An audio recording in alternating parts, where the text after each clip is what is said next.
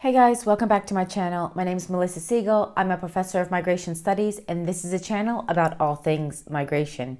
Now today we're going to be talking about a very important subject and starting a new series on the Ukraine and Ukrainian displacement. So this is your first Ukrainian displacement update. So what do we know as of today? Well, I'm sorry to say it, but a quarter of the Ukrainian population is now displaced, either internally displaced or displaced internationally. That is across international country borders, mainly in European countries and the European Union. So let's get right into it. I'm going to talk a bit about internal displacement first, so displacement within Ukraine. Then I'll talk about displacement across international borders, mainly to the EU, and we'll look also quite quickly at the EU response to this situation. Now, as far as internal displacement goes, the most recent updated information that we have on the situation is for around March 19th, and this is from the International Organization for Migration and the IDMC. So what do we know? Well, we know that now 6.5 million people are internally displaced in the Ukraine. That means they've left their homes, and for the most part, they've tried to go to other parts of Ukraine that they might find more safe at the moment. Now, this is also quite different by region. So in the West, we see that around 2.5 million people have been displaced. In the north, about 1 million people, and in the center and the east of the country, around 1.1 million people, and getting close to 500,000 people in the southern region of Ukraine. So this is now just for internal displacement. Now, if we turn to international displacement, so displacement outside of the Ukraine, so people who have been able to flee across the Ukrainian border into another country, we have just recently reached more than 4 million people that have been displaced since February 24th. That means that in just a little bit over a month, we have seen more than 4 million refugees and more than 6.5 million internally displaced persons. That is an incredible number of people to have been displaced in just over a month. Now, the majority of people have gone to European countries, European Union countries. We know that Poland is the largest hosting country in the EU, or in general, for Ukrainians that are fleeing at the moment. So currently we have about 2.3 million people who have fled to Poland. We have around 600,000 people that have fled to Romania. We have almost 400,000 people that have fled to Moldova. We have another getting closer and closer to 400,000 people that have fled to Hungary. We also have a number of people that have fled to the Russian Federation. Now, of course, it's not completely clear and how far these movements were voluntary to move to Russia or not. We know that there are ties for many Ukrainians in Russia, but we've also had media reports of people only being given a corridor or a so-called safe corridor to Russia within the conflict. So, of course, why people are going where they're going and the decisions that they're making are still unknown or not completely known, particularly in the case of Russia.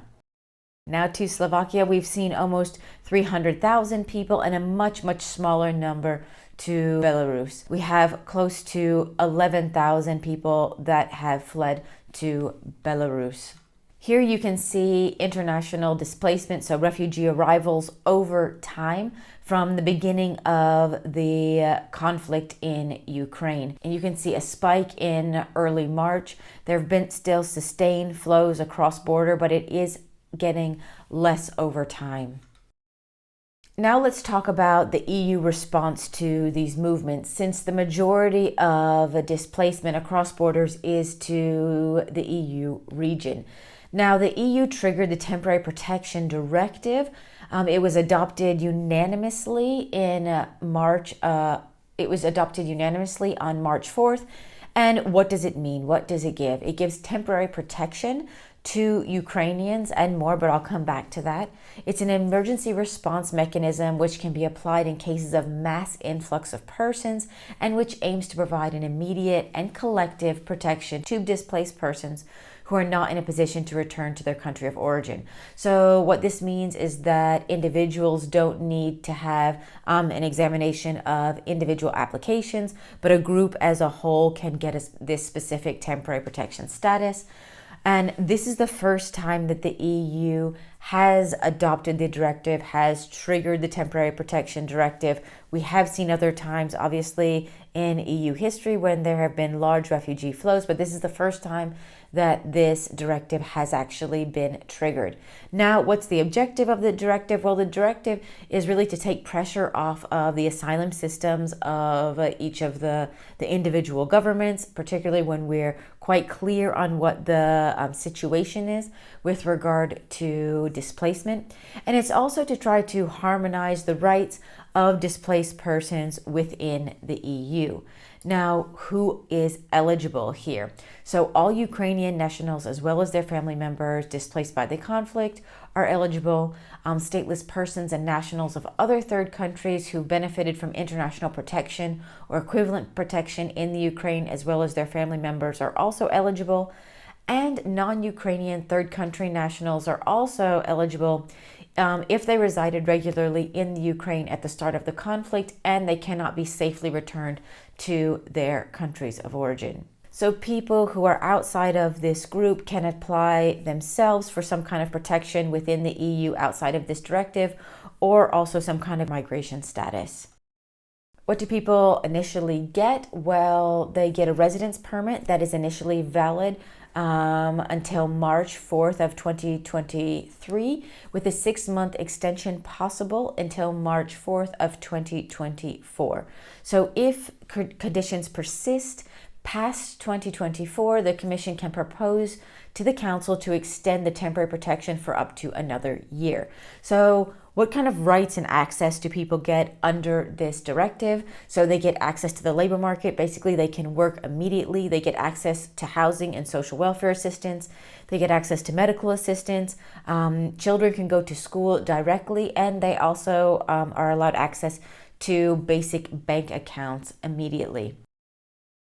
Now, there was an additional negotiation on March 24th and March 25th within the EU where they created a 10-point plan for a stronger European coordination and welcoming of people fleeing the war in Ukraine. So they have a 10-point plan now that hits several different areas. So the first is to create an EU platform for registration to exchange information on beneficiaries of temporary protection and national protection status.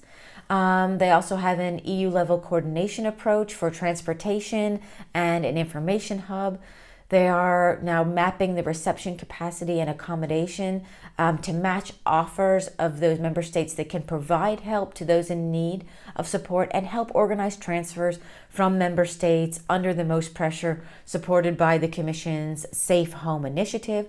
So according to media reports, Poland specifically requested help since it's been a bit overburdened with reception.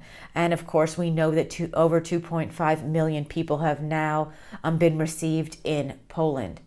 So there's also been the development of national contingency plans to address medium and long-term needs. The Commission will also develop a common EU index to which member states and European agencies and international organizations can feed information into. So they're also creating guidance on a uniform reception of children. Additionally, they've created a common anti-trafficking plan to prevent trafficking and exploitation, and the plan will be based on the EU strategy on combating trafficking in human beings. We know that many Ukrainians, especially single women and children, have been particularly vulnerable during this crisis to human trafficking and to traffickers in general. Now, it's also been important to reinforce solidarity with Moldova, who is not an EU member state, through increased transfers and rapid deployment of the Frontex team to Moldova. The transfers are in cooperation with UNHCR and the IOM, and they're supported by EU funding, and they're really an immediate priority right now. So Frontex is helping with screening, ID checks, registration of people arriving in Moldova, and transfers here return to flights transporting arrived people to EU member states. So they've also created a reinforced framework for international cooperation on safe destinations. So here they're looking at a solidarity platform and others that will coordinate with contacts in Canada, the US, the UK, and other international partners. So they also address internal security implications of the war in Ukraine.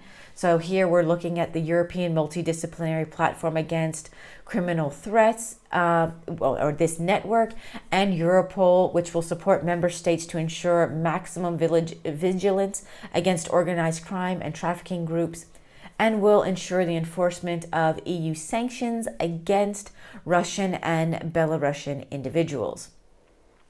And now, finally, what's most important here is to ensure that there are adequate resources, and new funding mechanisms that are more flexible are being set up right now. So that is a quick look at the current displacement situation in the Ukraine. A quarter of the Ukrainian population now displaced, more than 4 million people displaced across international borders and are refugees, and 6.5 million people who are internally displaced. That's a wrap for the moment, and we'll be sure to keep you up to date on the displacement in Ukraine. Of course, if you found this video helpful, please give it a thumbs up, subscribe to this channel, and hit that notification bell so you don't miss any of the videos that we upload every week on migration issues. And we'll be sure to continue to monitor the ongoing displacement in Ukraine. I hope to see you next time. Bye-bye.